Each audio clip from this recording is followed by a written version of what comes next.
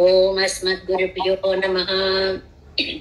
दयापात्रं देवत्यादिगुणार्णवं यतीन्द्रप्रवट्वन्दे रम्यजामातरं मुनिं लक्ष्मीनाथसमारम्भान् नाथयामुनमध्यमाम् अस्मदाचार्यपर्यन्तां वन्दे गुरुपरम्परां यो नित्यमच्युतपदाम्बुजयुग्मरुक्म व्यामोहतस्तदितराणि तृणाय मेने अस्मद्गुरोर्भगवतो सदैकसिन्धोः रामानुजस्य चरणौ शरणं प्रपद्ये मातापिता युवतयस्तनया विभूतिः सर्वं यदेव नियमेन मदन्वयानाम् आद्यस्य न कुलपतेर्वकुलाभिरामं श्रीमत्तदङ्ग्रीगणं प्रणमामि मूर्ध्ना भूतं सरस्य महदाह्वय भट्टनाद श्रीभक्तिसारकुलशेखर योगिवाहान् भक्ताङ्ग्रिरेण परकालयतेन्द्रमिश्रान् श्रीमत्पराङ्कुशमनं प्रणतोऽस्मि नित्यम्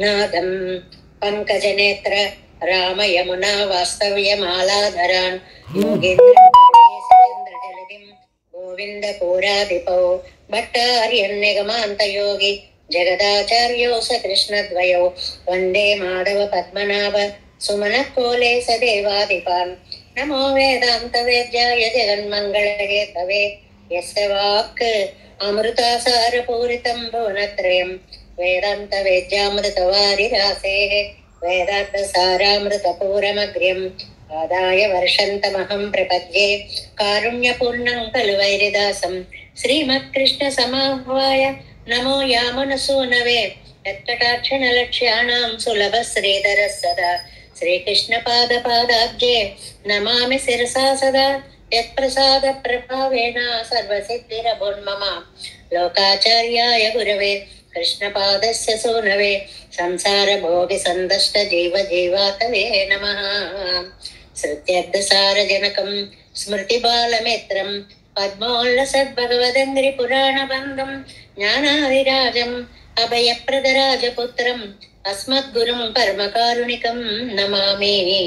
द्राविडाम्नाय हृदयं गुरुपर्वक्रमागतं रम्यजामातृदेवेन दर्शितं कृष्णसूनुना सुन्दरजामातृमुने प्रपद्ये चरणाम्बुजं संसारार्णवसम्मग्नजन्तु संतारपोतकं नमोऽस्तु देवराजाय चतुर्ग्रामनिवासिने रामानुजार्य दासस्य सुताय गुणशालिने नमः श्रीशैलनाथाय कुन्तीनगरजन्मने प्रसादलब्धपरमप्राप्यकैङ्कर्यशालिने श्रीशैले सदयापात्रं दीभक्त्यादिगुणार्णवं यतीन्द्रप्रवणं वन्दे रम्यजामातरं मुनिं श्रीरङ्गसिंहगिरिदेशिकपादसेवा प्राप्ता किल द्रविडवेदरहस्यजातं श्रीगौतमान्वयजमाश्रितभागधेयं गोपालदेशिकमहं शरणं प्रपद्ये कौशिकान्वयसञ्जातं वेङ्कटार्यतनोभवं वेदान्ताचार्यशिष्यं उडयवर्लुं भजे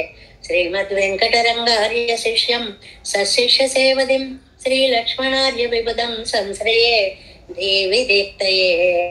ओम अस्मद्गुरुभ्यो नमः। भक्तामृतं विश्वजनानुमोदनं सर्वार्धदं श्रीशतगोपवाङ्मयं सहस्रशाखोपनिषत्समागमं नमाम्यां द्राविडवेदसागरं तिरुवழிதினாடென்னும் தென்குருகூர் என்னும் மறுவினியவன் பொருளென்றும் அருமறைகள் அந்தாதி செய்தான் அடியினையே எப்பொழுதும் சிந்தியாய் நெஞ்சே தெளிந்து மனத்தாலும் வாயாலும் வன் குருகூர் பேணும் இனத்தாரை இல்லாதிரேஞ்சேன் தனத்தாலும் ஏதும் குறைவிலேன் எந்தை சடகோபன் பாதங்கள் யாம் உடைய பத்து ஏந்த பெருங்கீர்த்தி இராமானுசமுனிதன் வாயந்த மலர்பாதம் வணங்குகின்றேன் ஆயந்த பெரும் சீரா சடகோபம் செந்தமிழ் வேதம் தரிக்கும் பேராத உள்ளம் பெறா வாந்திரளும் சோலை மதிலரங்கள் வன்புகள் மேல் ஆன்ற தமிழ் மறைகள் ஆயிரமும் ஈன்ற முதல் தாய் சடகோபன் மயம்பாள் வளர்த்தாய் ராமானுசன் மிக்க விரை நிலையும் மெய்யாமையர் நிலையும் தக்க நெறியும் தடையாகி துக்கியலும் ஊழ்வினையும் வாழ்வினையும் ஓதும் குருவே அருகோன் யாழினிசை வேதத்தியல் நம்மாழ்வார் திவ்ய திருவடிகளே சரணம் எம்பெருமானார் திவ்ய திருவடிகளே சரணம் ஜெயர் திவ்ய திருவடிகளே சரணம். ஓம் அஸ்மத் குருப்யோ நம. జై శ్రీమన్నారాయణ. భాగవత గోష్ఠికి దాసోహాలు సమర్పిస్తూ ఆళ్వార్లలో అంగీభావముగా ఉన్నటువంటి ఆళ్వార్లు నమ్మాళ్వార్లు వారు మనకి అనుగ్రహించినటువంటి 4 అత్యద్భుతమైనటువంటి దివ్య ప్రబంధాలలో మనం సామవేద సారమైనటువంటి తిరువాయిమొళి దివ్య ప్రబంధాన్ని అర్థం చేసుకునేటువంటి ప్రయత్నంలో ముందుకు సాగుతున్నాము. ఇందులో మనం 1వ పదిలో 3వ తిరువాయిమొళిలో 5వ పాసురంలోకి వచ్చాము. ఈ అది 291వ పేజీ. ఈరోజు పెరియాళ్వార్ల తిరునక్షత్రం అవడం కూడా చాలా విశేషమైనటువంటి విషయము. ఆ తిరునక్షత్ర తనియన్ని వాటిని మీరు ఇప్పుడే అనుసంధానం చేసుకున్నారు కాబట్టి లోకంలో మాతృస్థానంలో ఒక యశోదామూర్తిగా తమని తాము భావించుకుని పూచుడలు కాపిడలు ఇత్యాదివన్నీ కూడా పువ్వులు చుడతాను రా, నీకు రక్ష పెడతాను రా, నీకు లాలపోస్తాను రా, నీరాటం ఇలాంటివన్నీ అనుగ్రహించినటువంటి పెరియాళ్వార్లకు ఒక్కసారి దాసోహాలు సమర్పిస్తూ నమ్మాళ్వార్లు అనుగ్రహించినటువంటి ఈ తిరువాయిమొళిలో 291వ పేజీ 5వ పాసురం. பிணக்கர அருவகை சமயமும் நெறி உள்ளி உரைத்த கணக்கரு நலத்தனம் நன் தமிழமிலாதியும் பகவன் வனக்குடைத்தவ நெறி வழி நின்று புறநெறிகளை கட்டு கட்டு உனக்குமின் பசையர அவனுடை உணர்வு புணர்ந்தே కొండు ఉణరందే. చాలా ఏ పాసురంకి ఆ పాసురమే అత్యద్భుతమైనటువంటి భావాన్ని మనని మంచి మార్గంలో నడిపించడానికి ఉపయోగించేటువంటి ఒక దివ్యమైన సందేశాలని నమ్మాళ్వార్లు మనకి ఇస్తున్నటువంటి పాసురాలు ఇవన్నీ కూడా. మామూలుగా మనం ఏదైనా ఒక భక్తి అని అనుకుంటే ఏమండి సర్వేశ్వరుణ్ణి ఎలా చేరాలండి అంటే ఆ భక్తి ఉండాలండి అని సాధారణంగా మనం వాడేటువంటి పదం భక్తి మార్గము అనేటువంటిది. ఆ భక్తి మార్గం ఎలా ఉంటుందండి అనేదానికి ఇవాల్టి పాసురంలో భగవద్గీతలో స్వామి ఏ భక్తి మార్గాన్ని అయితే మనకి తెలియచేశాడో ఆ భక్తి మార్గాన్ని ఇవాల్టి పాసురంలో మనకి అనుగ్రహిస్తున్నారు అని అన్నమాట. ముందుగా పాసురాన్ని అనుసంధానం చేసుకుని అర్థం చెప్పుకుందాం. பிணக்கர அருவகை சமயமு நெறியுள்ளி உரைத்த கணக்கரு நலத்தன அந்தமிலாதியம் பகவன் வனக்குடைத்தவ நெறி வழி நின்று புறநெறிகளை கட்டு உனக்குமின் பசையர அவனுடை ఉణర్వు కొన్నునరందే. ఇందులో ఇవాల్టి పాసురంలో వేద బాహ్యులు కుదృష్టులు చెప్పినటువంటి 6 మతాల యొక్క ప్రస్తావనని తీసుకొని వచ్చారు అన్నమాట. ఇక్కడ అరువగై చమయమం 6 విధాలైనటువంటి మతాలు అవి చెప్పుకుందాం మనం. ఆ మతాలకి పిణక్కర వాటితో ఏమాత్రం వాదన లేకుండా నెరి ఉళ్ళి ధర్మ మార్గాన్ని ఆలోచించి, అంటే లోకంలో ఎన్నో మతాలు వేదాలు లేవనేవి భగవంతుడు లేవనేవి ఎన్నో మతాలు వచ్చినా కూడా వాటన్నిటితో వివాదం లేకుండా ఇదిగో నీ సిద్ధాంతంలో ఇది తప్పు, నీ సిద్ధాంతంలో ఇది తప్పు అని అంటూ ఎక్కడికక్కడ వాదన లేకుండా చక్కగా సమన్వయింపచేసి నెరి ఉళ్ళి ధర్మ మార్గాన్ని మనకి ఆలోచింపచేసి తాను ఉరైత చెప్పిన మనకి చెప్పేటప్పుడు కూడా తాను ఎంతో ఆలోచించి చెప్పాడు అని చమత్కరిస్తున్నారు నమ్మాళ్వారు. పెరుమాళ్ళు ఎందుకండి ఆలోచించి చెప్పడము అని అంటే కింద వ్యాఖ్యానంలో చెప్తారనమాట.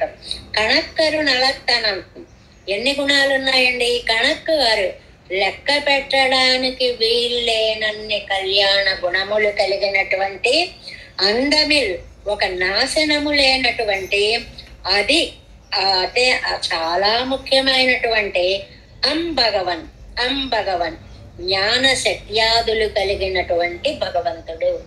ఈ పాసురంలో భగవన్ అనే శబ్దం యొక్క అర్థాన్ని కూడా మనకి మళ్ళీ ఒకసారి వివరంగా చెప్తారు అన్నమాట. ఆయన యొక్క వణక్కుడై, ఆయనకి నమస్కరించాలి. నమస్కారము ఒక విధంగా నవవిధ భక్తి మార్గాలని ఈ పాసురంలో ప్రస్తావన చేశారు. 9 భక్తి మార్గాలు ఉన్నాయి, అవి మనం చెప్పుకోపోతాం. తవనిజి వరి అంటే భక్తి మార్గం.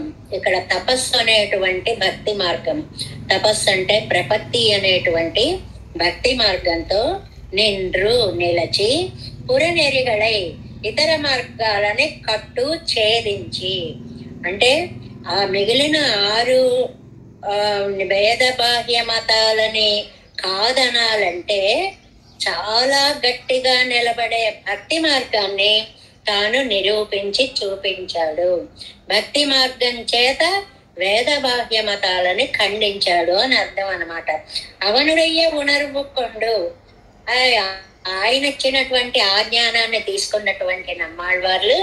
అదే మనం మొదటి పాసురంలో మయర్వర మదినలం అరుళినని, ఆయన అనుగ్రహించినంతోటే తనలో జ్ఞానము భక్తిగా మారింది అని ఆళ్వార్లు చెప్పినట్లుగా ఉణరందు దర్శించి మీరు కూడా ఏం చేయాలో తెలుసా? పసయ్యరా, సంబంధం పోవాలి, ప్రాపంచిక సంబంధాలన్నీ విడిచిపెట్టాలి. అంటే ఆయన మార్గాన్ని పట్టుకోవాలి, ఈ మార్గాలని ప్రాపంచిక సుఖాలని వదిలిపెట్టాలి. దీన్నే వీడుమున్ మొత్తం వీడు సైదు, దాన్ని ఆ పాదాన్ని ఇక్కడ అన్వయించుకోవాలి. ఏమిటి అంటే మిగిలినటువంటి మార్గాలని కాదనాలి, పరమాత్మ యొక్క పాదాలే దిక్కు అనేటువంటి మార్గాన్ని పట్టుకోవాలి. మిగిలిన సంబంధాలన్నీ ఉనక్కుమెన్ వదిలివేయండి. మిగిలిన వేయడమున్ మొత్తం అనే దాని లక్షణం అన్నమాట. అంటే అన్నిటినీ వదిలివేయండి అనేటువంటి దాన్ని ఇవాళ పాసురంలో సారాంశంగా ఏం చెప్పారు? ఎన్నో మతాలు వచ్చాయండి, అందులో అన్నిటినీ కలిపి ఒక 17 మతాలు మనం ఒకరోజు పూర్తిగా పేర్లతో సహా చాలా వివరంగా చెప్పుకున్నామండి. వాటన్నిటినీ కలిసి 6 మతాలుగా ఒక గ్రూపుగా తీసుకొని వచ్చారు. అంటే 2 మెయిన్ భాగాలు చేశారు. అసలు వేదమే లేదనేవారు, భగవంతుడే లేడనేవారు. ఈ కుదృష్టివాదాలన్నీ చెప్పేటువంటివి 6 మతాలుగా తీసుకొచ్చారు. ఈ 6 మతాలలో ఉన్నటువంటి భావాన్ని, వాళ్ళ తప్పుని వాళ్ళకే చూపించిన వైశిష్ట్యం రామానుజ సిద్ధాంతంలో ఉంది. అది గొప్పతనం. ఆ తప్పుని ఇదిగో మీరు చెప్పిన దాంట్లో ఇది తప్పు ఇది తప్పు అని వారే అంగీకరించేలా చేసినటువంటి సమన్వయం భగవద్ రామానుజ దర్శనంలో మనకి ఉంది అన్నమాట. అలాగా ఆ భగవద్గీతలో చెప్పినటువంటి భక్తి మార్గము కూడా ఈ కుదృష్టివాదులని నిరసించింది. అంటే అలా కాదు ఇలా కాదు, ఈ మార్గాల్లో మీరు నడవాలి అని చెప్పి, వేద విరుద్ధాలు మనకి ప్రమాణాలు కాదు అని వేదం యొక్క ప్రామాణ్యాన్ని గురించి భగవద్గీతలో వేదైష్ట సర్వైహి అహమేవ వేద్య, అన్ని వేదాల చేత నేనే చెప్పబడుతున్నా అని వేద ప్రామాణ్యాన్ని నొక్కి వక్కాణిస్తూ, అలాంటి 6 మతాల వారి యొక్క వాదములని వారి నోరు కట్టించి పరత్వ స్థాపన చేసినటువంటి భక్తి మార్గాన్ని అనుగ్రహించిన పరమాత్మని ఆయన యందు నువ్వు భక్తి కలిగి ఉండి, ఇక్కడ భక్తి అనేటువంటి టాపిక్ వచ్చింది అనమాట ఇవాళ. నువ్వు అంటే ఎలాగా సర్వేశ్వరం భజనీయుడు అన్న, ఏమండి ఆయన భజనీయుడు అంటారు ఏమిటండి అంటే, భజ సేవాయం, అతని యందు భక్తి కలిగి ఉండడమే నీ కర్తవ్యము. కాబట్టి సాంసారికమైనటువంటి స్వరూప స్వభావాలన్నిటినీ కూడా ఇంతవరకు దర్శించవు కదా నువ్వు. వీటిలో ఉండేటువంటి అనిత్యత్వాన్ని, ఉండేటువంటి దుర్లక్షణాలని అన్నిటినీ తెలుసుకుని వాటిని పూర్తిగా వదిలిపెట్టేసి ఇతర విషయాల యందు సంగమాన్ని పూర్తిగా వదిలిపెట్టేసే అనేటువంటి విషయాన్ని ఈ వాల్టి పాసరంలో మనకి చెప్తున్నారు అన్నమాట. వ్యాఖ్యానం అంజాం పార్ట్ 5వ పాసురం 292. పలకాలం భజియంగోళ్ ఎన్నాని నేర్. ఎన్నిసార్లు ఆయన్ని భజించండి భజించండి భజించండి అని చెప్తున్నారండి. చాలా బాగుంది. భజన ఉపాయం నిరుక్కంబడియే అరుళి చెయ్యేరన్న. ఎలా భజించాలో కూడా మీరే చెప్పండి. మనం అడుగుతున్నాం అన్నమాట. ఏమండి సేవించండి సేవించండి అంటున్నారు, ఎలా సేవించాలో కూడా మీరే చెప్పండి అని అంటే, ఇండ్రు నాన్ ఉపదేశిక్క వేణుమో. ఇప్పుడు నేను చెప్పాలా? నమ్మాళ్ళ వారు అడుగుతున్నారు. ఇవాళ నేను కొత్తగా మీరు పరమాత్మని ఎలా సేవించాలో నేను చెప్పవలసిన అవసరం లేదు. అవంతాన్ పరమాత్మే శ్రీ గీతయిలే అరుళి చేద భక్తి మార్గత్తాలే అవనై ఆశ్రయింగోళింగిరారు. భగవద్గీతలో ఆయన అనుగ్రహించినటువంటి భక్తి మార్గాన్ని తెలుసుకొని భగవంతుణ్ణి ఆశ్రయించండి అంటున్నారు. అంటే ఇవాళ మనం ఈ వేదబాహ్య మతాలని నిరసించేటువంటి పద్ధతిలో ఎలా నిరసించారు అంటే, ఏ మాత్రం మోటతనము అనేటువంటిది లేకుండా ఎలా నిరసించారు, అవతల వారి హృదయం కష్టపెట్టకుండా ఎలా సమన్వయించి చెప్పారు. భగవద్గీతలో పరమాత్మ ఏ భక్తి భావాన్ని 7, 8, 9 అధ్యాయాలలో భక్తి సిద్ధాంతం యొక్క అతి విశిష్టమైనటువంటి వివరణని ఎలా అనుగ్రహించాడు అనేటువంటి విషయాన్ని ఇవాటి పాసురంలో మనకి చెప్తున్నారు. పిణక్కర అరు వగై చమయమం. మొదటి పదానికి అర్థం చెప్తున్నారు. వైదిక సమయత్తుకుం బాహ్య షట్ సమయంగళుకుం తన్నిల్ తన్నిల్ తోత్త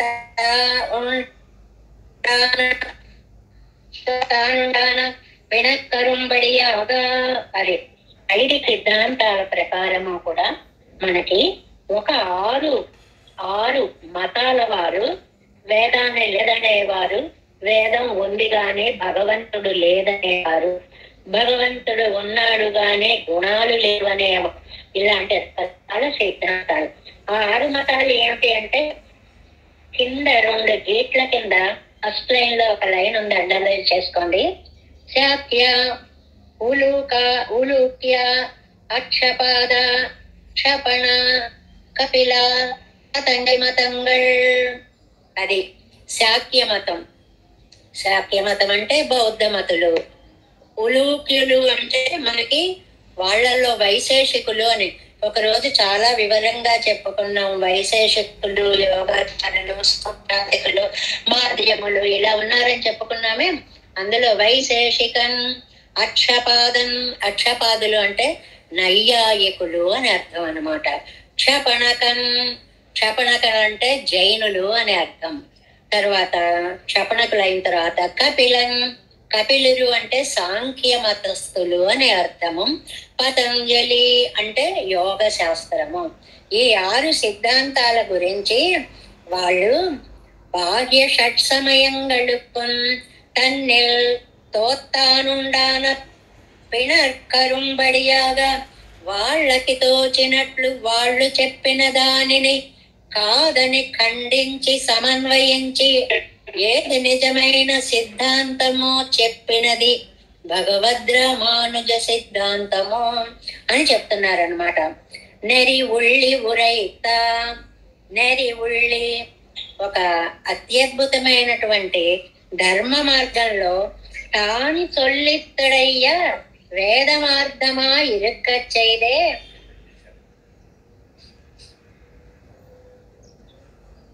தந்தாமுக்கென்னவோர் அர்த்தம் போதியாதார் ஆராயந்து சொல்லுமா పోలే విచారిత అరుళి చేయదాం. అంటే వాళ్ళందరూ కూడా ఆ చెప్పేటప్పుడు వాళ్ళు వైదిక మతంతో వివాదం లేకుండా ఉండేలాగా స్వామి చెప్పినటువంటి ధర్మ మార్గం, స్వామి చెప్పినటువంటి వైదిక మార్గం అది ఆలోచించి చెప్పడం అనేటువంటిది ఇక్కడ జరిగింది అని. ఏమండి, ఆరాయందు సొల్లుమా పోలే విచారిత్తరులిచ్చేదా. ఆలోచించి చెప్పాడండి పరమాత్మ భగవద్గీతని. ఏమిటండి పరమాత్మ ఏమిటి ఆలోచించి అనే మాట ఎందుకన్నారు అని అంటే, అదుక్కు నినై అన్నెన్నెల్, ఎందుకని ఆలోచించి చెప్పాల్సి వచ్చింది? అహృదయమాగ చొల్లిలం నన్నాయిరిక్క చైదే. హృదయం అంటే మనస్ఫూర్తిగా చెప్పడం, అహృదయము అంటే నోటికి వచ్చినట్లు చెప్పడం. హృదయం దాకా వెళ్ళదు ఆ హృదయం అంటే, నోటికి ఏదొస్తే అది చెప్పడం అన్నమాట. ప్రజైగళయుడయ్య హితత్తిలుండాన ఆదరాశిస్తాలే. ఈ జీవుల యందు ఉండేటువంటి ప్రజ అంటే సంతానం, ఇక్కడ జీవులు అని అర్థం. వీళ్ళ యందు ఉండేటువంటి ఆదర అతిశయముతోటి సడక్కెన చొన్నాల్, ఆలోచించకుండా ఏదో ఒకటి చెప్పేస్తే వాయువందపడి సొన్నాన్ నిరూపయ్యాదే ఎంబరగడండ్రు. నోటికి వచ్చినట్లు చెప్పడం కాదండి, నిరూపించండి అని అడుగుతారనే ఆరాయందు సొన్నవాగ సొన్నప్పడి. ఆలోచించి పరమాత్మ చెప్పాడు. పరమాత్మ ఏదో ఒకటి చెప్పాడు అనుకోండి, ఎక్కడి నుంచి అక్కడికి అర్జునుడు అడిగాడు కదండి. పరమాత్మ చెప్పాడు ఏమని? ఇమం వివస్వతే యోగం ప్రోక్తవాన్ అహమవ్యయం వివస్వాన్ మనవే ప్రాహ మనురిక్ష్వాకవే అబ్రవీత్ అని చెప్పుకుంటూ వచ్చాడు.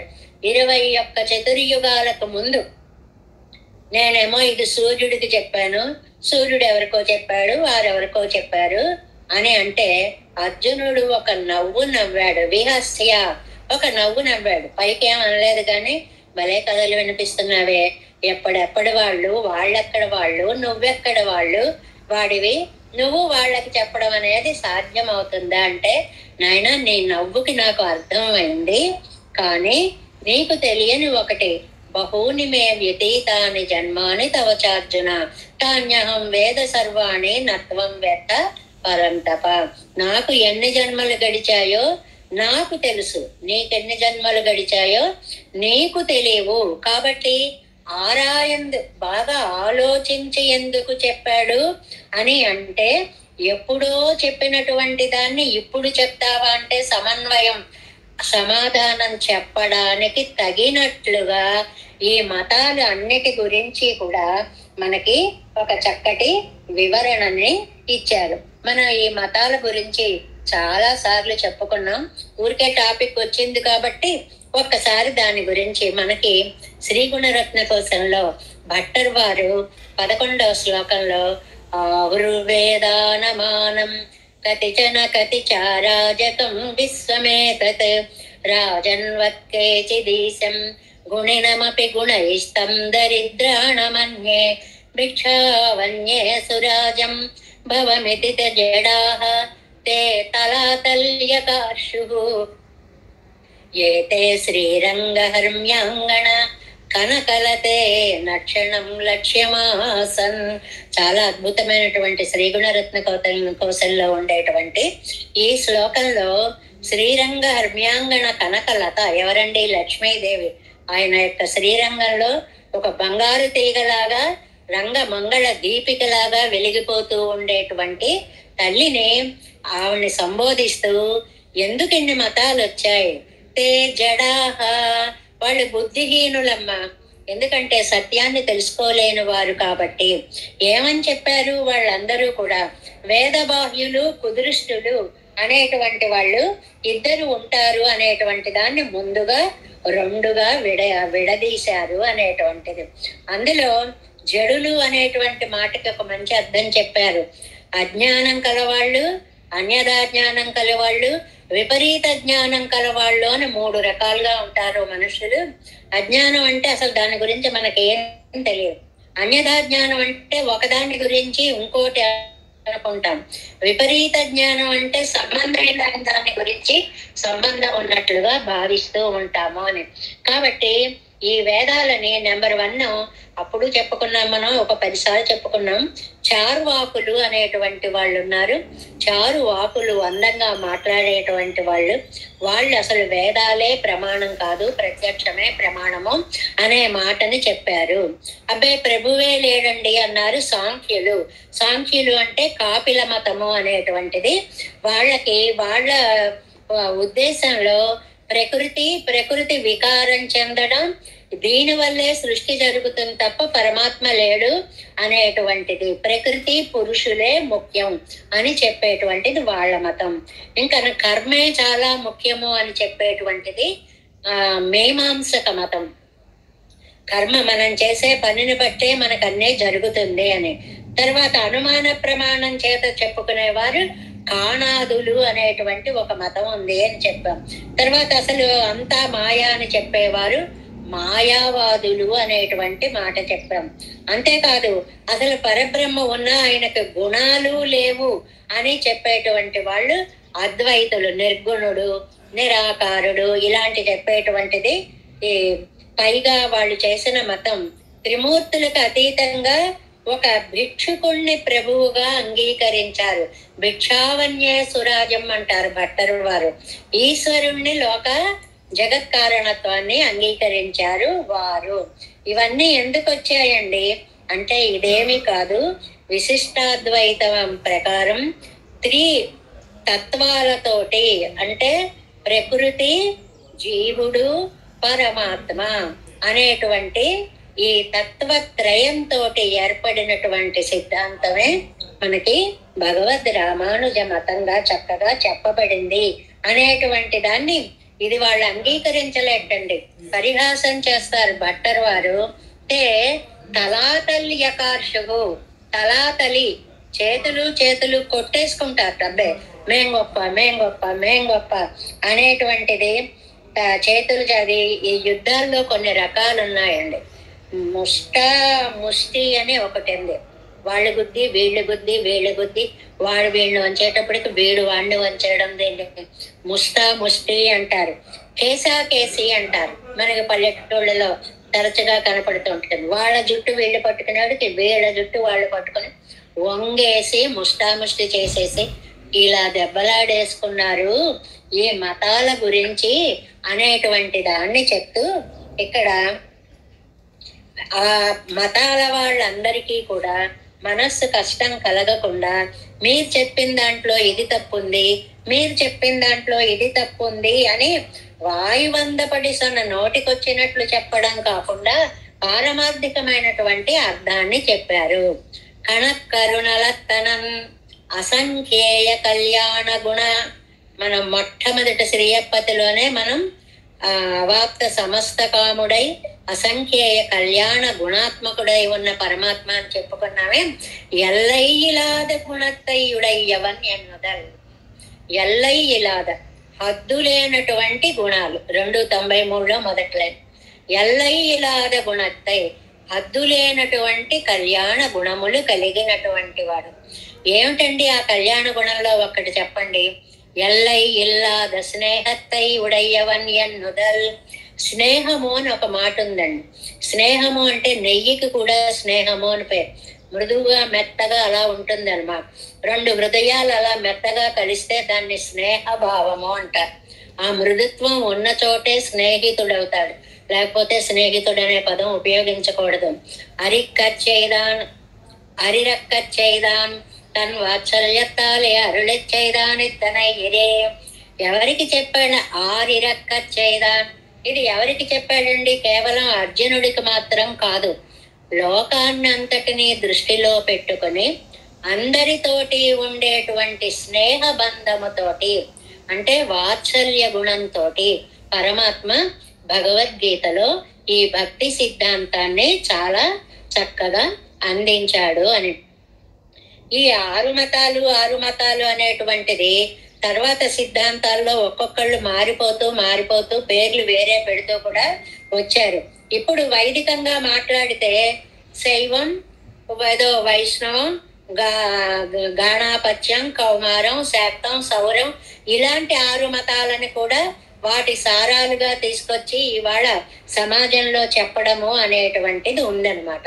పరమాత్మ మనకి తన్ వాత్సల్యత్తాలే అరుళెచ్చైదానెత్తనగిరే, తన వాత్సల్యంతో చెప్పారు. వాత్సల్యం అంటే స్నేహం అని చెప్పుకున్నాము. ఎంత స్నేహం అండి! ఆయన సర్వోపనిషదో గావః దోగ్ధ గోపాలనందన పార్థో వత్సః సుధీర్భోక్త దుగ్ధం గీత అమృతం మహత్. అన్నిటినీ కూడా ఒక వ్యాజ్యం చేసుకున్నాడండి. అవంతా భగవద్గీత అంతా మనం ఇప్పుడు చెప్పుకోక్కర్లేదు, కానీ ఒక వ్యాజం, అర్జునుణ్ణి వ్యాజంగా చేసుకుని లోకానికి అంతటికీ కూడా అందించినటువంటి అత్యద్భుతమైన దివ్య ప్రబంధం కదా, దివ్యమైనటువంటి ఒక ఉపనిషత్ సారం కదా భగవద్గీత. వాత్సల్యత్తాలే సెల్లిత్తాలే అర్థం అర్థమా ఇత్తనయ్యో ఎన్నెల్. ఏమండి, ఇది వాత్సల్యంతో చెప్పేశాడు కాబట్టి, అంటే ఏదో ఒకటి చెప్పేశాడు అండి. ప్రేమ ఉన్న చోట ఏదో మాట చెప్పి వాళ్ళ మనస్సు మనం అంగీకరింపజేయడానికి ప్రయత్నం చేస్తాం. అలా ఏదో ఒకటి చెప్పే లేదండి. అందమిలాది ఆప్తతమన్, చెప్పేది యథార్థమే చెప్పాడు పరమాత్మ. ఆయన సామాన్యంగా చెప్పలేదు. ఎల్లార్పం ఉత్పత్తి వినాశంగళాలేయరే జ్ఞాన సంకోచం పిరప్పదు. మనందరికీ కూడా జ్ఞానము సంకోచంగా ఉంటుంది, అంటే తెలియకుండా ఉంటుంది. ఎందువల్ల? మనకు ఉండేటువంటి పుట్టుక వల్ల, మరణం వల్ల. ఈ జన్మ పరంపర వల్ల మనలో జ్ఞానం తగ్గుతూ ఉంటుంది. ఇవనొక్కు అవై ఇల్లామయ్యాలే. పెరుమాళ్ళకి అలాంటి జన్మ గాని పుట్టుక గాని లేవు కాబట్టి, ఆయనకి జ్ఞాన సంకోచం ఉండదు కాబట్టి అకర్మవశ్యం ఎంగిరదు. ఆయన కర్మవశ్యుడు కాదు, తన సంకల్ప మాత్రం చేత పుడతాడు. మనం కర్మ ఫలితంగా పుడతాం. భగవంతుడు అకర్మవశ్యుడు. కర్మ అనేటువంటిది ఆయనకి ఏమాత్రమో కూడా అడ్డు రాదు మనలాగా. అం భగవన్ జ్ఞానాదిగళాల్ అల్పముత్త ఉత్తర్షముడయ్య అవన్ పక్కలిలే భగవత్ శబ్దం వర్తియా నిన్నదిరే. అది ఇక్కడ అంటే మామూలుగా అందమైన అని అర్థం, కానీ ఇక్కడ జ్ఞాన శక్తులు అని అర్థం. జ్ఞాన శక్తులతోటి ఉత్కర్ష కలిగిన భగవంతుడు కదా. ఇక్కడ భగవంతుడి శబ్ద వాక్యాన్ని కూడా మనకి ఒక్కసారి మళ్ళీ గుర్తు చేశారు. అందరికీ తెలిసినది, చాలా సార్లు చెప్పుకున్నాం. అయినా మళ్ళీ ఇక్కడ వ్యాఖ్యానంలో వచ్చింది ఏమని? భగవంతుడు బ గ వ అన్న. భగవాన్ అన్నా భగవన్ అన్నా ఒకటేనండి. అది ప్రేమ స్వరూపంతో గ్రామటికల్ గా వచ్చినటువంటి దీర్ఘరస్వాలే. భ గ వ అన్న. భ జ్ఞాన శక్తి, గ బల ఐశ్వర్య, వ వీర్య తేజస్సులు, 6 కళ్యాణ గుణములు కలిగి, అన్న దుర్గుణములు ఏమాత్రము చేరని వాడు. అఖిల హేయ ప్రత్యనీక కళ్యాణ గుణైకతానుడు అన్న పెద్ద పదానికి షార్ట్ ఫామ్ భగవన్ అనేది. అఖిల హేయ చెడుగా ఉండేటువంటి, కళ్యాణ గుణ ప్రత్యనీక మంచి గుణాలకి వ్యతిరేకంగా ఉండేటువంటి వాటిని లేనివాడు. అంటే అన్ని కళ్యాణ గుణాలే కలిగిన వాడు, దుర్గుణాలు ఒక్కటి లేవు. ఉదాహరణగా ఒక 6 భగవత్ శబ్దార్థంలో 6 కళ్యాణ గుణాలని చెప్పారు. జ్ఞానశక్తి, బల, ఐశ్వర్య, వీర్య, తేజస్సులు అనేటువంటి 6 కళ్యాణ గుణాలని చెప్పి అంటే మిగిలిన దుర్గుణాలు లేనివాడు. అన్యత్ర హ్యుపచారత భగవత్ శబ్దం ముఖ్యమాగా క్వచిత్పదివ ఇవన్ పక్కలిలే. చాలా చక్కటి సంశయాన్ని కూడా తీర్చారనమాట. ఏమండి, మరి అందరికీ భగవాన్ భగవాన్ భగవాన్ అనే విశేషణం వాడేస్తున్నారు కదండి ఈ మధ్య కాలంలో. అందరినీ భగవంతుడు అనకూడదా అని అంటే చాలా స్పష్టంగా చెప్పారు. అన్యత్ర హ్యుపచారత అన్యత్ర హి ఉపచారత. మిగిలిన చోట గనక చూడాలంటే ఔపచారికం అంటే ఊరికే పూజ్యార్థంలో వాడుతున్నాం అంతే, గౌరవార్థంలో వాడుతున్నాం అంతే. శ్రీమన్నారాయణునికి తప్ప ఎవరికి భగవత్ శబ్దాన్ని వాడినా గౌరవంగా వాడడమే తప్ప జ్ఞానశక్తి, బల, ఐశ్వర్య, వీర్య, తేజస్సులు కలవారని కాదు. ఇది బాగా గుర్తు పెట్టుకోవాల్సినటువంటి అంశము అన్నమాట. కళ్యాణ గుణాలే ఉండి దుర్గుణాలు లేనివాడు అనే అర్థం భగవత్ శబ్దం మిగిలిన వారందరికీ లోకంలో వాడడం పూజ్యార్థంలో, గౌరవార్థంలో వాడడమే తప్ప వారు అలాంటి వారని కాదు అని చాలా స్పష్టంగా చెప్పేశారు. అల్లాదార్ పక్కల్ ఔపచారికం. లోకంలో మిగిలిన వారి విషయంలో ఈ పదాన్ని ఉపయోగించడం ఔపచారికం. ఔపచారికం సెకండరీ, అంటే ఏదో గౌరవార్థంగా వాడుతున్నాం తప్ప ముఖ్యార్థం మాత్రము కాదు. భగవన్ వనక్కుడై తవనెరి భజినెండ్రు. అలాంటి భగవంతుడికి నమస్కరించి ధర్మ మార్గంలో, ఆయన చెప్పిన ధర్మ మార్గంలో నడవండి. ఇందులో నమస్కారం అనేటువంటి ఒక భక్తి, నవవిధ భక్తుల్లో ఒక భక్తి మార్గాన్ని చెప్పారు. ఎలాగా? నమస్యంతశ్చ మాం భక్త్యా ఎన్ను భక్తి శరీరత్తిలే నిన్నరుళి చేయదానిరే. నాకు నమస్కారం చేసేవాడు అనే భక్తి శరీరంలో, భక్తి శరీరం అంటే ఇక్కడ భక్తి అనే శరీరం అని కాదండి అర్థం. భక్తి ప్రసంగంలో భక్తిని గురించి చెప్పే వేళ అనడానికి భక్తి శరీరత్తిలే నిన్నరుళిచ్చేదానిరే. దీనికి చాలా చక్కగా కింద అరుంబదం జయర్ అరుంబదం వ్యాఖ్యానంలో 1, 2, 3, 4, 5, 6th లైన్ చూడండి. తత్ర పూజ్య పదార్థోక్తి పరిభాషా సమన్విత శబ్దోయన్నోపచారేణ అన్యత్ర ఉపచారత. భగవత్ శబ్దాన్ని మిగిలిన చోట భగవంతుడనే అర్థంలో వాడకూడదు. ఎంత స్పష్టంగా చెప్పారో చూడండి. మరి ఎలా వాడాలండి? గౌరవానికి వాడుకుంటే వాడుకోండి. ఇది షష్ఠంసే పంచమే పరవిద్యాయాం, అది పరవిద్యలో కూడా చెప్పబడింది. అంతేకాదు పూజ్య పదార్థోక్తి యోగ పరిభాషారూఢి నారాయణే. భగవత్ శబ్దం అల్లాదార్ మిగిలిన వారికి బ్రహ్మాదిగల్ వనక్కుడైతాయిరుక్కుమోతవ నెరియన్న. అలా ఎవరికి వాడకూడదండి భగవత్ శబ్దాన్ని, పరమాత్మకి మాత్రమే వాడాలి. ఎంత స్పష్టంగా చెప్పిందో మన వైదిక సిద్ధాంతం. సతతం కీర్తయంతో మాం, పైన చెప్పినటువంటి భగవద్గీత శ్లోక ఖండానికి కింద పూర్తి శ్లోకం ఉంది చూడండి. సతతం కీర్తయంతో మాం యతంతశ్చ దృఢవ్రతాః నమస్యంతశ్చ మాం భక్త్యా నిత్యయుక్త ఉపాసతే. 9వ అధ్యాయంలో 9వ అధ్యాయంలో ఈ భక్తి సిద్ధాంతాన్ని వివరించాడండి. 7, 8, 9 సిద్ధాంతాలలో. ఏమండి భక్తి యోగ అని మరి 12వ అధ్యాయానికి కదండి పేరు. అంటే భక్తుడికి ఉండవలసినటువంటి 33 లక్షణాలను చెప్పింది భక్తి యోగ సిద్ధాంతం. 7, 8, 9లో చెప్పినటువంటిది భక్తి అనేటువంటిది. ఎలాగ ఏం చేయాలి?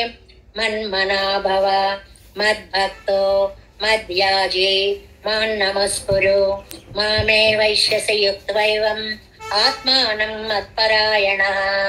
ఎంత క్లియర్ గా చెప్పాడో. నువ్వేది చేసినా సరే మన్మనాభవ, మనస్సు నాయందు ఉంచు, మద్భక్త నన్ను సేవించు. ఇది భక్తి స్వరూపத்தை ప్రతిపాదిక్కర విడత్తిలే ఎండ్రు. ఇది భక్తి సిద్ధాంతాన్ని ప్రతిపాదించేటువంటి అత్యద్భుతమైన ఘట్టము. ఈ 5వ శ్లోకంలో భక్తి సిద్ధాంతం ప్రతిపాదించబడింది. భక్తి అనేటువంటిది మనకి భాగవతంలో ప్రహ్లాదుడు నవవిధ భక్తి సిద్ధాంతాన్ని చెప్పాడు. అది ఈ పాసురంలో మనకి వ్యాఖ్యానంలో శ్రవణం, కీర్తనం, విష్ణుస్మరణం, పాదసేవనం, అర్చనం, వందనం, దాస్యం, సఖ్యం, ఆత్మ నివేదనం అని 9కి పోతనామాచ్యుల వారు మన మీద కటాక్షంతో ఆ 9ని తెలుగులో అర్థమయ్యేలా హాయిగా చెప్పేశారండి. తను హృద్భాషల సఖ్యమున్, శ్రవణమున్, దాసత్వమున్, వందనార్చనముల్, సేవయు ఆత్మలో ఎరుకయ్యున్, సంకీర్తనల్ చింతనంబు అను ఈ 9 భక్తి మార్గముల సర్వాత్మహరిన్ నమ్మి సజ్జనుడైయుండుట భద్రమంచు తలసు. సత్యంబు దైత్యోత్తమ. వాళ్ళ నాన్నగారికి నవవిధ భక్తి సిద్ధాంతాలని చెప్తూ ఇది మనకి కనుక భక్తి లేకపోతే అంధేదోదయముడు మహాబదిర శంకారావల్ మోక సద్గ్రంథాఖ్యాపనలు వేస్ట్ అనేటువంటివి ఎలా ఉంటాయి? గుడ్డివాడికి వెన్నెల గురించి ఏం తెలుస్తుందో భక్తి లేకపోతే భగవతత్వం కూడా మనకి అలాగా తెలియదు అనేటువంటివి చెప్తూ ఆ సందర్భంలోనే కమలాక్షు నర్చించు కరములు శ్రీనాథు వర్ణించు జిహ్వ అన్నిటినీ కూడా సుర రక్షకులు చూచు చూట్కులు శేష సాయికి మొక్కు శిరము విష్ణునాకర్ణించు వీణులు మధువైరిత విలిన మనము భగవంతు వలగున పదములు పురుషోత్తమున మీది బుద్ధి దేవదేవుని చింతించు దినము. ఏమి అద్భుతమైన నిర్వచనం అండి. ఏ రోజైతే భగవంతుడి యొక్క స్మరణ చేస్తామో అదే రోజు, మిగిలినది రోజు కాదు. అది చాలా వ్యర్థమైనటువంటిది. చక్రహస్తుని ప్రకటించు చదువు అలా లేకపోతే ఏమవుతుంది అని వాళ్ళ నాన్న ఒక్కసారి ఎగిరి కొట్టినంత పని చేస్తే కంజాక్షునకు గాని కాయంబు కాయమే పవన గుంఫిత చర్మ భస్త్రికాగా. ఏం పద్యాలు రాశారండి. వైకుంఠు పొగడని వక్త్రమే ఢమఢమధ్వని తోడి ఢక్కగా. మన అందరికీ వర్తిస్తుంది అది. భగవన్నామం చెప్పనటువంటి నోరు ఉందనుకోండి, ఢమఢమలాడేటువంటి డక్క అన్నారు. ఇక్కడ ఇంకా కొంచెం బాగానే పోల్చారు. బెకబెకలాడే కప్ప అన్నారు ఇంకొక చోట. అంటే సౌండ్ వస్తుంది తప్ప దానివల్ల మీకు ఏమీ మంచి జరగడం అనేటువంటిది జరగదు అని చక్రి చింతలేని జన్మమే అని. ఎందుకండి భగవంతుణ్ణి చింతించలేనటువంటిది. ఆ సందర్భంగానే ఒక అద్భుతమైన పద్యాన్ని కూడా చెప్పారండి. సంసార జీమూత సంగంబు విచ్చునే చక్రిదాస్య ప్రభంజనములేక తాపత్రయీభూత దావాగ్నులారునే విష్ణు సేవామృత వృష్టి లేక సర్వంకషాగోగ జలరాసులింకునే హరిమనీష బడబాగ్ని లేక ఘన విపద్గాఢంధకారంబులడగునే పద్మాక్షర వినుతి ప్రభలు లేక నిరుపమాన కళావృత్తి నిష్కళంక ముక్తి నిధి కానవచ్చునే ముక్తినైన సాంఘికోదండ చింతనాంజనము లేక తామరస గర్భునకునైన దానవేంద్ర. ఒక్క స్టేట్మెంట్ ఇచ్చేశాడండి. సాంఘికోదండ చింతనాంజనము లేక భగవంతుని యొక్క అత్యద్భుతమైనటువంటి చింతన అనేటువంటి అంజనము పెట్టుకోకపోతే భగవద్ దర్శనము మనకు మనకి కలిగేటువంటిది కాదు అనేటువంటి భావాన్ని ఎన్నో పద్యాలు, రత్నాల లాంటి పద్యాలను భక్తి సిద్ధాంతాన్ని గురించి చెప్పారే. ఇక్కడ భక్తి శరీరక్తిలే అంటే అదండి అర్థం. భక్తిని ప్రసంగించిన వేళ సాధారణంగా మనం ఏమనుకుంటాం, మనకున్న మిడిమిడి జ్ఞానంతో భక్తి శరీరంగా కలిగిన సమయంలో అంటాం. శరీరం అని కాదు, ఇక్కడ భక్తి శరీరక్తిలే అని అంటే భక్తిని ప్రతిపాదించేటువంటి ఈ సమయంలో అని అనమాట. అది ఎంత మనకి లౌకిక విషయాల్లో కొన్ని ఆనందాలు కలుగుతాయిటండి. కొన్ని నిత్య సంసారికమైన ఉదాహరణలు ఇస్తుంటారు. ఏమిటది? అంగన పరిష్వంగంబోలే భోగరూపమాయరే ఇదుదా నిరుపదు. అంగనలని స్త్రీలని కౌగలించుకున్నప్పుడు ఏదో దివ్యానందాన్ని పొందుతామని మనిషి భావించేటువంటి ఆ ఆనందం పరమాత్మ పాదాలని ఆశ్రయిస్తే నీకు కలగాలి. అంటే విషయ సుఖాలలో నీకు కలిగేటువంటి ఆనందము పరమాత్మ ధ్యానంలో నీకు కలగాలి అనేటువంటిది.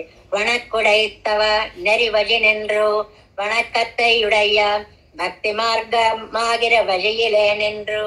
భక్తి అనేటువంటి మార్గంలో నడుస్తూ వెళ్ళాలి.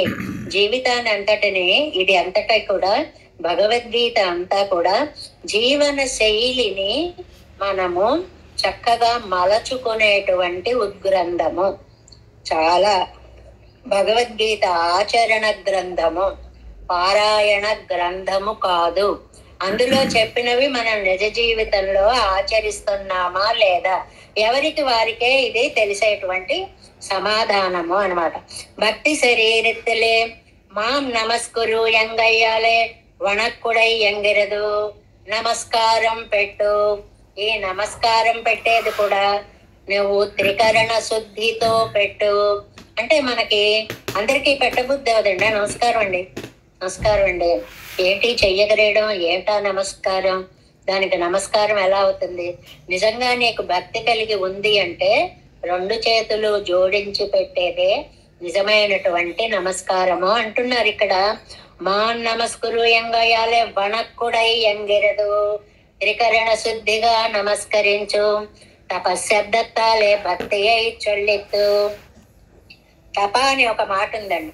తపస్సు చేసుకోవాలి అంటే బాబాయ్ అడవులకు పట్టిపోవాలేమో, చెట్ల కింద కూర్చోవాలో, చెట్లకు వేలాడాలో అంటారు. కాదండి, తప ఆలోచనే.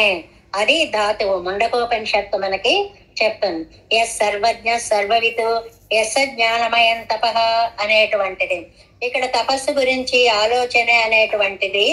ఆ తపస్సు కూడా వాంగ్మయం తప ఉచ్యతే అని మనకి 17వ అధ్యాయంలో సాత్విక తపస్సు ఎలా ఉంటుంది, రాజస తపస్సు ఎలా ఉంటుంది, ఏ తపస్సు ఎలా ఉంటుంది అనేది చాలా అద్భుతంగా చెప్పారండి.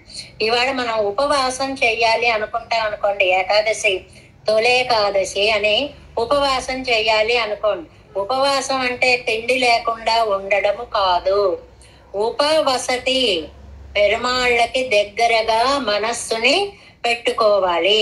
చాలా అందమైనటువంటి పద్యాన్ని ఒక పూర్వ కవులు ఎవరో చెప్పారు. తానై పూలు ధరింపనేదు అని ఒక పద్యం ఉందండి. బాబా ఏంటండి ఏకాదశి, ఏమి చేయలేదు, భోగాలు అనుభవింపలేదు, మరి గంధం పెంచగానేదు, ఏం గంధాలవి రాసుకోనివ్వదు, ఏదో ఇంకా భర్త గారి దగ్గరికి అసలు వెళ్ళనివ్వదు. ఏమిటండి ఇవన్నీ అంటే, వాళ్ళ అత్తగారు వచ్చి ఏమే కోడలా నన్ను తిట్టేదవా, ఏమిటే కోడలా నన్ను తిడుతున్నావు అంటే, లేదే అత్త ఏకాదశి అందిటను. అలా కాదమ్మా, ఏకాదశి గురించి చెప్తున్నాను తప్ప నిన్న గురించి కాదు అంటే, ఏకాదశికి పాటించవలసినటువంటి నియమాలు పాటిస్తే అది తపస్సు చేసినట్టే అని అర్థం. అది ఉపవాసము అంటే. ఉపవసతి, ఎప్పుడు ఈ రోజంతా భగవంతుడి దగ్గర మన మనస్సు చేరి ఉంటే చాలు, అది నిజమైనటువంటి ఉపవాసము. అయితే రోజు 3 సార్లు తినేవాళ్ళు 5 సార్లు తినేయచ్చండి మేము, మాకు పర్మిషన్ ఇచ్చారండి అంటే అది కాదు. ఏది కూడా తప భోగ సంకోచే. తప అనే శబ్దానికి ఇంకో అత్యద్భుతమైనటువంటి అర్థము భోగ సంకోచము. నువ్వు రోజు 5 సార్లు తింటావు అనుకో, కనీసం 3 సార్లు తినే ప్రయత్నం చేయి. 2 సార్లు మానేస్తే అది కూడా ఉపవాసమే. నువ్వు రోజు 2 సార్లు తింటావు అనుకో, ఒక పూట తిన్నా అది ఉపవాసమే. నీకు శరీరంతో ఏం చేస్తావు అనేది కాదు ముఖ్యం, మనస్సు పెరుమాళ్ళ దగ్గర ఉందా లేదా, అది ఉపవాసానికి అర్థం. మనకి భగవద్గీతలో కూడా, గీత ఈ ప్రసంగం కాబట్టి ఇవాళ మీరు ఉపవాసాదులతోటి శరీరాన్ని క్షోభింప చేసుకొని బాధపడిపోయి కళ్ళు తిరిగిపోయి పడిపోయి ఇంట్లో వాళ్ళంతా తిట్టి డాక్టర్లు తిట్టి అలా చెయ్యమని ఎక్కడా చెప్పట్లేదండి. భగవంతుడు కూడా భగవద్గీతలో చెప్పాడు, నీ శరీరాన్ని కర్షింప చేసుకోని అవసరం లేదు, నీ మనస్సుని నా పాద సన్నిధికి చేరిస్తే చాలు, అది నిజమైనటువంటి ఉపవాసము అని అన్నట్లుగా భక్తి శరీరத்திலே మాన్ నమస్కురియంగయ్యాలే వణక్కుడై ఎంగిరదు, తపశ్శబ్దత్తాలే భక్తి అయి చొల్లిత్తు. తప అంటే ఎన్నర్థాలు చెప్పుకున్నాం, తప ఆలోచనే చెప్పుకున్నాం, తప భోగ సంకోచే చెప్పుకున్నాం. కాబట్టి ఇప్పుడు మనకి రోజుకి ఒక 3 గంటలు పక్క వాళ్ళని వీళ్ళని ఆడిపోసుకోవడం ఒక అలవాటు ఉందనుకోండి. తీరుబడిగా కూర్చొని మధ్యాహ్నం కూర్చొని అందరినీ పిలిచి వీడిలాగట ఆవిడిలాగట ఈవిడిలాగట, ఇది అలవాటు ఉంటే ఈ రోజు మానుకోండి, అది పెద్ద ఉపవాసం కింద వస్తుంది. అంటే వాక్ నియమం కలిగి ఉండండి, మనస్సుని భగవత్ సన్నిధిలో చేర్చండి. భక్తి జ్ఞాన విశేషமாக ఇయ్యాలే ఎస్ న్యాయమయం తపహాయంగర న్యాయத்தாலே என்னுதல். సర్వజ్ఞ సర్వైతు యస్య జ్ఞానతిలే యస్య జ్ఞానమయం తపః కువాలాగా తపస్సాగవాదల్ అధికమాగవాదల్ కువాలాగా అన్నారు. ఎక్కడ చూడండి, ఇవనుడయ్య ప్రేమ మాత్రత్తయ్యే కువాలాగనైతిరుక్కం భగవదభిప్రాయత్తాలే యాదల్. కువాలాగా అంటే తపస్సులాగా, తపస్సు అని ఒక అర్థం, కువాలాగా అంటే. రెండోది ఎక్కువగా అని ఒక అర్థం. ఇక్కడ మీరు చేయాల్సిన తపస్సు ఏమిటి అంటే ప్రతినిత్యం చేసేటువంటి దురలవాట్లను మానుకోవడం పెద్ద తపస్సు. అంతకంటే ఏ చెట్లను పట్టుకుని వేళ్లాడవలసిన అవసరము లేదు. ప్రతినిత్యం అనుభవించే భోగాలని సంకోచింప చేసుకోవడం తపస్సు. ఈ తపస్సు గురించి భగవద్గీతలో 3 శ్లోకాలు చాలా అద్భుతంగా చెప్పారు. అంతా భగవద్గీత చెప్పుకోవడం అవుతుంది అనుకోండి, మన నిత్య ప్రవాహానికి అది అడ్డుపడుతుందేమో అని కొన్ని చెప్పట్లేదు. పూరా నెరి కళై కట్, నెక్స్ట్ పేజీ, పూరా నెరి కళై కట్. ఆ తర్వాత ఏం చెయ్యాలి? పూరా నెరి కళై కట్టు. ఏంటండి ఈ పూర నెరి కళై కట్టు అనేటువంటి దానికి అర్థము అంటే ఇతర మార్గాలని ఛేదించి ఆయన చెప్పిన జ్ఞానాన్ని స్వీకరించి ఇతర విషయ సంబంధాన్ని విడిచిపెట్టు. ఇతర విషయ సంబంధాన్ని విడిచిపెట్టు. ఎంత వీడు మనకి సారాంశంగా మళ్ళీ నడుస్తాయి అన్నమాట. ఇక్కడ తవనరి అని ఒక మాట అన్నారు కదండి, ఇది భక్తి మార్గమా ప్రపత్తి మార్గమా అని. ఇక్కడ ఈనాటి ఈ పాసురంలోనండి ఆ జియర్ అరుంబదం అళైవిడం అరుందాను వాటిల్లో శ్రీ భాష్యంతో పోల్చి ఒక పెద్ద డిస్కషన్ ఉందండి. సాధన భక్తి, సాధ్య భక్తి అనేటువంటి 2 భక్తుల గురించి చాలా విచారణ జరిగింది. అది శ్రీ భాష్యం అయిన విషయం అనుకోండి. ఇప్పుడు మనం అవన్నీ చెప్పుకోవట్లేదు. ఇప్పుడు మనం తపస్సు అంటే ప్రపత్తి, ప్రపత్తి అంటే పరమేశ్వరుణ్ణి శ్రీమన్నారాయణుణ్ణే మనం న్యాసమేషాం తపసాం అతిరిక్తమాహు. తపస్సులలో న్యాసం చాలా గొప్పది అనేటువంటి మాటని ఇక్కడ చెప్తున్నారు. న్యాసం అంటే ఏమిటండి? న్యాసం అంటే ఒకరి సొమ్ము మన దగ్గర పెట్టుకుని మళ్ళీ వాళ్ళు అడిగితే వాళ్ళకి ఇచ్చేస్తే దాన్ని న్యాసము అంటారు. కాళిదాసు చాలా చమత్కారంగా ఆడపిల్లలకి న్యాసం అని పేరు పెట్టాడు.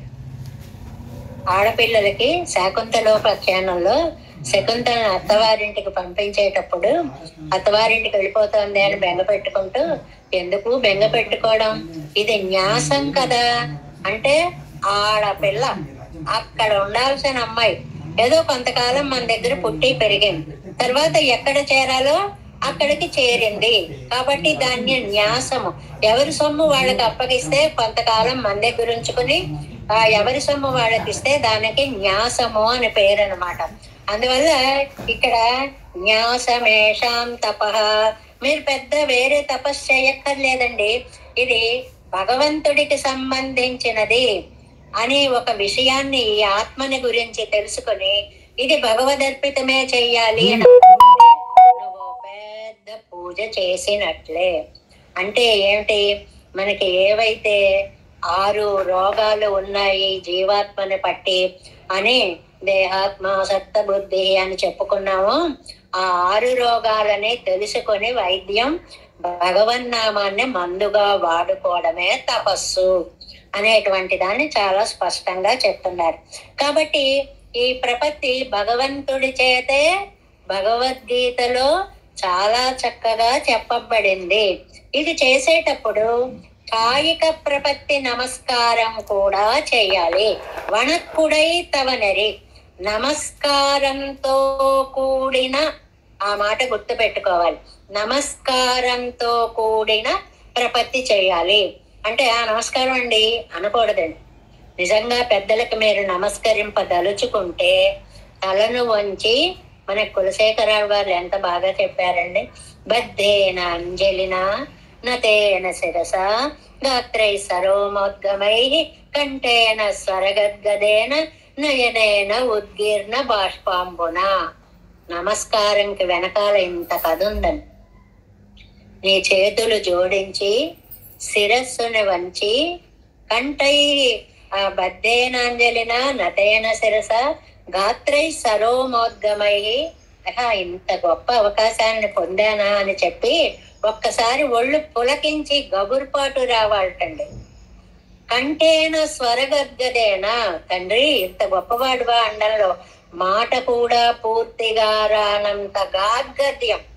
ఆ భక్తిని గురించి ఇవాళ పాసురంలో ఒక 2-3 గంటల పాటు చెప్పుకునేంత విషయాలు ఉన్నాయి. మనం ప్రత్యం చెప్పుకుంటున్నాం కదా, ఒక్కొక్క రోజు ఒక్కొక్క పాసురం చెప్పుకోవాలనే ఉద్దేశంతో కొన్ని అలాగా రిఫరెన్సెస్ ఊరికే మాటలు అనుకుంటూ మనం వెళ్ళిపోతున్నాం. భక్తి విషయమాన పోదు ఫలాంతరத்திலே போம் விளக்கடிக்களை தள்ளி என்றாகிறது. ప్రపత్తి విషయమాన పోదు ఇతర సాధనంగళై తల్లి என்றாகிறது.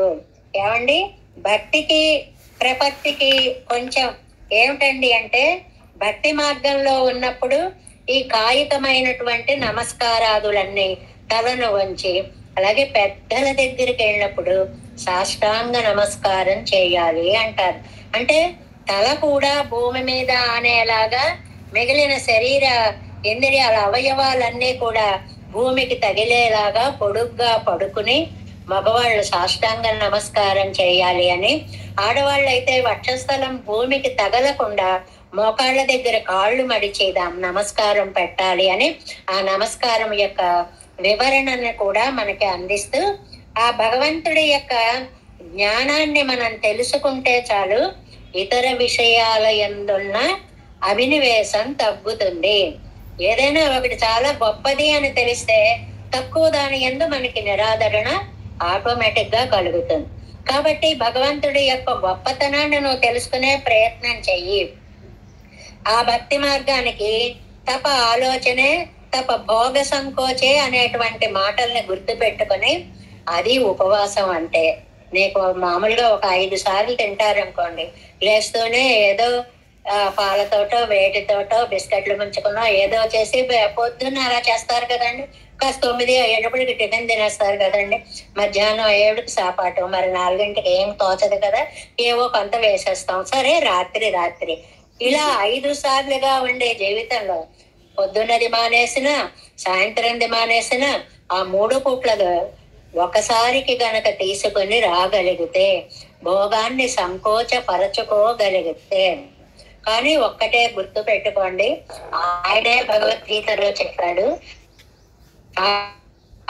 కరిసింప చేసుకోవద్దు. నీ శరీరం నిలబడడానికి తగిన ఆహారాన్ని నువ్వు తప్పకుండా స్వీకరించాలి అని. భక్తి మార్గంలో ఉండి నిరాహారాదులతోటి వైరాగ్యాన్ని పొందాలి. ప్రీతి మార్గంగా స్మరణ చేస్తూ వాసనలన్నీ పోగొట్టుకుంటే అది భక్తి మార్గం అవుతుంది. ఆయననే నమ్ముకుని ఆయన ఉపదేశించిన, ఇక్కడ ఒక చిన్న చమత్కారం చెప్పారనమాట. உனக்குமின் வடையரா ரசவர்ஜம் என்கிறபடியே బాహ్య విషయ ప్రావణ్యத்தை రుచి వాసనகளோడే విడుంగోల్. మిగిలిన విషయాలని రుచి వాసనతో సహా వదిలేయండి. ఈ వదిలేయడంలో 2 రకాలు ఉన్నాయిటండి. ఇప్పుడు ఏకాదశి అండి, నిన్న రాత్రి బెంగ అనమాట. రేపు ఏకాదశి ఏం తినకూడదు, ఎలాగా 10 అయిపోయింది, ఇంకా 12 అవ్వలేదు కదా, కాస్త ఏదైనా చేసాయి తినేస్తాను, ఆ కోరిక తీర్చేసుకుంటాం అనేవాళ్ళు కూడా ఉంటారటండి. అంటే దాని మీద భ్రమ ఉంటుంది, ఎలా మానేయాలా అని బెంగ ఉంటుంది. అలాంటి బెంగలతో భ్రమలతో చేసిన ఉపవాసాలు కావు. ఈ రోజుకి అది నేను విదిలి పెట్టగలననే ఆత్మస్థైర్యంతో చేస్తేనే అది ఉపవాసం అవుతుంది. అది இதெல்லாம் என் கொண்டு தான் என்னில் அவனுடைய உணர்வு பொன்னுணர்ந்து తద్విషయ జ్ఞానத்தை కొండెన్నదల్. 2 విషయాలు చెప్పారండి ఆఖరి 2 వాక్యాల్లో. ఆయన చెప్పిన మాట, ఆయనను పట్టుకోవడం భక్తి మార్గం, ఆయన చెప్పిన మాటని పట్టుకోవడం ప్రపత్తి మార్గం. ఎంత చక్కటి తేడాయో. అంటే సర్వధర్మాన్ పరిత్యజ్య మాం ఏకం శరణం వ్రజ అహం త్వా సర్వపాపేభ్యో మోక్షయిష్యామి మా శుచః అనేటువంటి వాక్యాన్ని నమ్మి నా పాదాలు నువ్వు ఆశ్రయిస్తే నువ్వు ప్రపత్తి మార్గంలో ఉన్నట్టే. భగవంతుణ్ణి పట్టుకోవడం, ఈ శ్రవణం, కీర్తనం, విష్ణు స్మరణం, పాదసేవనం, అర్చనం, వందనం, దాస్యం, సఖ్యం, ఆత్మ నివేదనం అనే నవవిధ భక్తి మార్గాల్ని పట్టుకోవడం భక్తి అయితే, ఆయన చెప్పినటువంటి మన్మనాభవ మద్భక్తో సర్వధర్మాన్ పరిత్యజ్య ఇత్యాదులన్నీ ప్రపత్తి మార్గంలోకి తదు ఉక్త జ్ఞానత్తై ఆయన చేత చెప్పబడినటువంటి జ్ఞానము అంటే సర్వధర్మాన్ పరిత్యజ్య ఇత్యాది కొండు ఎన్నదల్ భక్తి మార్గత్తై కొండు ఎన్నదల్. ఇది తదుక్త జ్ఞానత్తై కొండు ఎన్నదల్. ఒకటి ఆయన చెప్పిన మార్గము, భక్తి మార్గత్తై కొండు ఎన్నదల్. తర్వాత అవన అరుళచ్చేద చరమ శ్లోకத்தில் పడియై పట్టి నిన్ను ఎన్నదల్. ఆయన చెప్పినటువంటి చరమ శ్లోకంలో పద్ధతిని నమ్మడము. అంటే భక్తి కంటే ప్రపత్తి ఇంకొక మెట్టు పైలో ఉంటుందన్నమాట. ఎందువల్ల ఆయన దాకా వెళ్ళడం అనేది భక్తి అయితే, ఆయన మాటకి కూడా అంత విలువివ్వడం అనేది లోకంలో డైరెక్ట్ గా మనిషి వచ్చి చెప్తే చేసేది ఒక పద్ధతి అండి. ఆయన ఇలా చేయమన్నారు అని చెప్తే ఆ మాటకు విలువిచ్చి చేయడం చాలా గొప్ప, అది మ్యాక్సిమం అన్నమాట. అలా భక్తి కంటే కూడా అందుకనే మనకి కర్మ, జ్ఞాన, భక్తి, ప్రపత్తులు అని నాలుగవది, అదే చరమమైనటువంటి సిద్ధాంతము. ఈ విధముగా తవనెరి, అది తపస్సు చెయ్యి భక్తి, అది ప్రపత్తి పరంగా కూడా అంటే ఆయన చెప్పిన శ్లోకార్థాలని పాటించడము, అంటే భగవద్గీతను ఆచరించడము. తొలేకాదశిగా మనం భగవద్గీత చదువుకుంటాం, చాలా అదృష్టం. కానీ చదువుకోవడంతో సరిపోదు. అందులో చెప్పినటువంటి ధర్మాన్ని నీ జీవితానికి అన్వయింప చేసుకోవాలి. ఎక్కడో గాంధీ మహాత్ముడు భగవద్గీత నా సర్వ సందేహాలకి కూడా సమాధానాలు ఇస్తుంది అన్నారు అని ఆయన చెప్పారని మనం చేయడం కాదండి.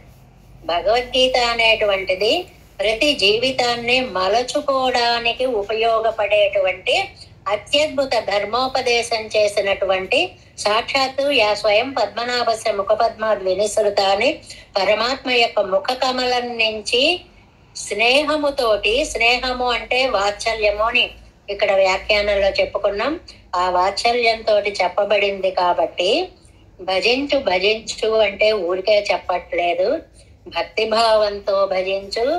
ఆ భక్తి భావాన్ని ప్రపత్తి భావం దాకా తీసుకుని వెళ్ళు. అంటే ఆత్మ సమర్పణ భావము చెయ్యి. అది చెయ్యాలి అంటే నీకు ఉండేటువంటి సాంసారికమైన సంగములన్నీ కూడా పోవాలి అనేటువంటిది నమ్మాళ్ళవార్లు ఈ వాటి పాసురంలో చాలా అత్యద్భుతంగా భగవద్గీత వైశిష్ట్యం, అందులో చెప్పబడిన భక్తి ప్రపత్తి మార్గ సమన్వయాలని పాసురంలో మనకి అందించారు. பிறக்கண வருவகை சமயமும் நெறிவுள்ளுரைத்த கணக்கரு நலத்தனன் அந்தமில்லாதி அம்பகவன் பணக்குடை தவ நெறி வழிநின்று புறநெறிகளை கட்டுண்டு உணர்க்குமென் பசை அறவனுடைய உணர்வு கொண்டு உணரந்தே. நம்மாழ்வார் திவ்ய திருவடிகளே சரணம்.